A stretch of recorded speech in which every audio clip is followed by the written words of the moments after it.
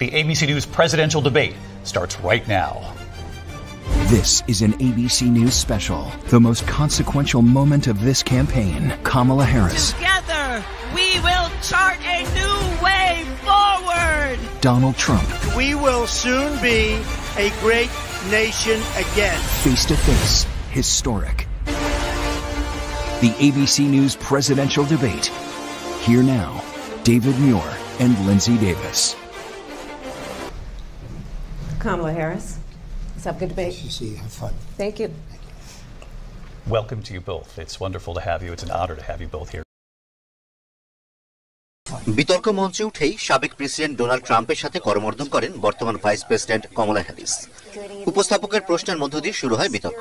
তবে বাইডেনকে সহজেই কুপঘাত করেছিলেন ট্রাম্প, আর সে কারণেই বাইডেনকে নির্বাচনী দৌড় থেকে সরে যেতে হয়েছিল। সে তুলনায় কমলা কঠিন প্রতিপক্ষ। ট্রাম্পের সাথে সমানে সমান লড়াই চালিয়ে গেছেন তিনি। Of $6,000, which is the largest child tax credit that we have given in a long time, so that those young families can afford to buy a kit. দুই প্রার্থীর কাছে প্রথম প্রশ্ন ছিল, অর্থনীতির ক্ষেত্রে আপনি কি বিশ্বাস করেন যে আমেরিকানরা 4 বছর আগের চেয়ে ভালো আছে? উত্তরে কমলা বলেন, অর্থনীতিতে তিনি সবার জন্য সুযোগ তৈরি করতে চান। ট্রাম্পের প্রতি আমেরিকায় বেকারত্ব বৃদ্ধি, মহামন্দা সৃষ্টির অভিযোগ আনেন তিনি। ট্রাম্পের অর্থনৈতিক নীতিরও সমালোচনা করেন কমলা Harris. $1,000 tax deduction to start up small businesses, knowing they are part of the backbone of America's economy.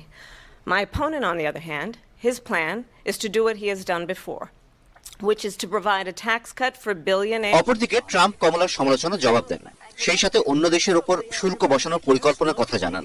চীনের প্রসঙ্গ টেনে ট্রাম্প বলেন, said Trump did the most amazing thing I've ever seen.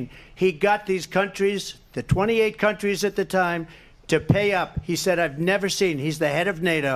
He said, I've never seen. For years, we were paying almost all of NATO. We were being ripped off by European nations, both on trade and on NATO. I got them to pay up by saying one of the statements you made before, if you don't pay, we're not going to... আলোচনার এক পর্যায়ে উপস্থাপক কমলা হ্যারিসের কাছে জানতে চান ফিলিস্তিনে, গাজায় ইসরায়েলের যুদ্ধ পরিচালনা এবং কিভাবে তিনি এই অচলাবস্থা নিরসনে কাজ করবেন। উত্তরে কমলা হামাস ইসরায়েলকে যুদ্ধবিরতির আহ্বান জানিয়ে বলেন, গাজা পুনর্গঠনের জন্য দুই রাষ্ট্রের পথে যাওয়াই হবে একমাত্র সমাধান। ইসরায়েল প্রসঙ্গে ডোনাল্ড ট্রাম্প বলেন, কমলা নির্বাচনে জিতলে 2 বছরের মধ্যে ইসরায়েল রাষ্ট্রের অস্তিত্ব থাকবে না।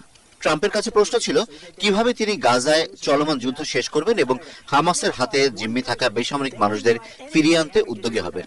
জবাবে ট্রাম্প বলেন, তিনি মার্কিন প্রেসিডেন্ট থাকলে এ যুদ্ধ হতোই না। বিতর্কে আরও উঠে আসে গর্ভপাত ও অভিবাসন ইস্যু। যুক্তরাষ্ট্রে এখনো কোনো নারী প্রার্থী প্রেসিডেন্ট হতে পারেননি। এবার ট্রাম্পের বিরুদ্ধে লড়াই জিতলে ইতিহাস গড়বেন কমলা হ্যারিস। ইতিহাস গড়তে পারবেন কি না তার জন্য অপেক্ষা করতে হবে আগামী 5 নভেম্বর পর্যন্ত।